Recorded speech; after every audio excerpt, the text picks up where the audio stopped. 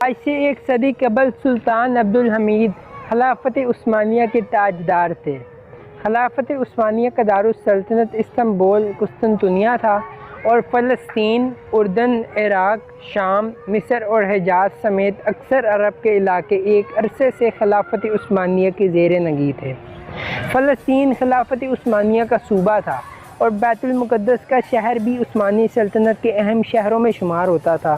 اور اس وقت یہودی عالمی سطح پر فلسطین میں آباد ہونے اور اسرائیلی ریاست کے قیام کے ساتھ ساتھ بیت المقدس پر قبضہ کر کے مسجد اقصیٰ کی جگہ ہیکل سلیمانی تعمیر کرنے کا پروگرام بنا چکے تھے اور اس کے لیے مختلف حوالوں سے راہ ہموار کرنے کی کوششوں میں لگے ہوئے تھے۔ سلطان عبدالحمید مرحوم نے اپنی یادداشتوں میں لکھا ہے کہ یہودیوں کی ایک عالمی تنظیم کا وفد ان کے پاس آیا اور ان سے درخواست کی کہ انہیں فلسطین میں آباد ہونے کی اجازت دی جائے، کیونکہ اس وقت عثمانی سلطنت کے قانون کے مطابق یہودیوں کو فلسطین میں آنے کی اور بیت المقدس کی زیارت کی اجازت تو تھی، مگر وہاں زمین خریدنے اور آباد ہونے کی اجازت نہیں تھی۔ چنانچہ 20ویں صدی کے آغاز تک پورے فلسطین میں یہودیوں کی کوئی بستی نہیں تھی۔ یہودی دنیا کے مختلف ممالک میں بکھرے ہوئے تھے اور کسی ایک جگہ بھی ان کی ریاست یا مستقل شہر نہیں تھا۔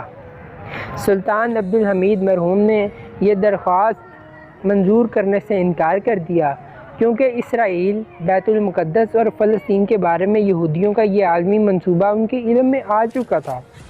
اور اس لیے ان کے لیے یہ ممکن نہیں تھا کہ وہ اس صورتحال میں یہودیوں کو فلسطین میں آباد ہونے کی اجازت دیتے۔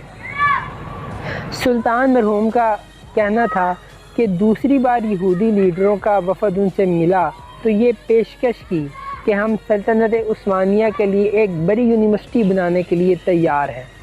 جس میں دنیا بھر سے یہودی سائنسدانوں کو اکٹھا کیا جائے گا اور سائنس اور ٹیکنالوجی میں ترقی کے لیے یہودی سائنسدان خلافت عثمانیہ کا ہاتھ بٹائیں گے، اور اس کے لیے انہیں جگہ فراہم کی جائے اور مناسب سہولتیں مہیا کی جائیں۔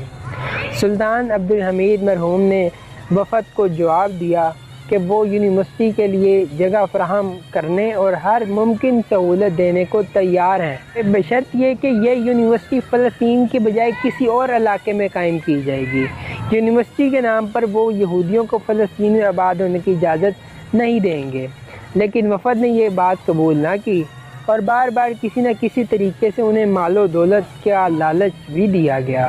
اور ناظرین، یہ وہ وقت تھا جب یہودیوں نے سلطان مرحوم کی حکومت ختم کرنے کی سازشیں شروع کر دیں۔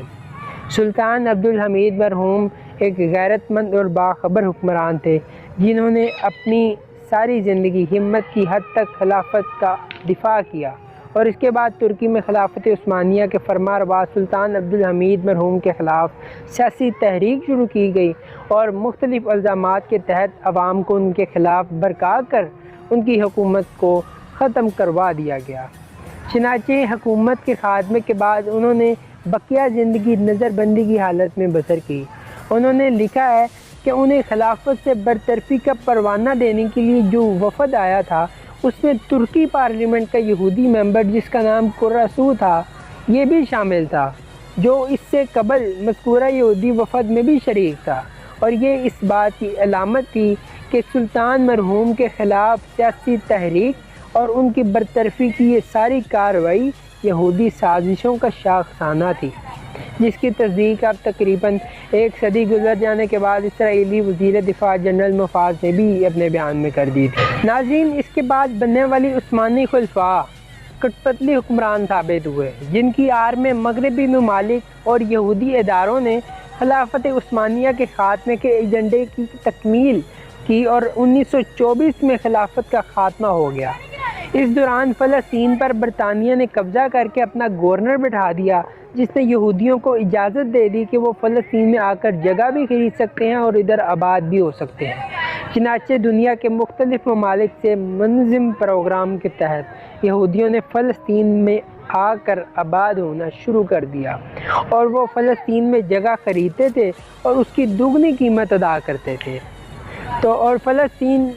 کی جو عوام تھی، لوگوں نے اس لالچ میں جگہ فروخت کرنی شروع کر دی۔ ادھر کے علماء نے منع کرنے کے باوجود بھی محض دگنی قیمت کے لالچ میں یہودیوں کو فلسطین میں آباد ہونے کا موقع فراہم کیا، اور یوں یہودی سلطنت عثمانیہ کو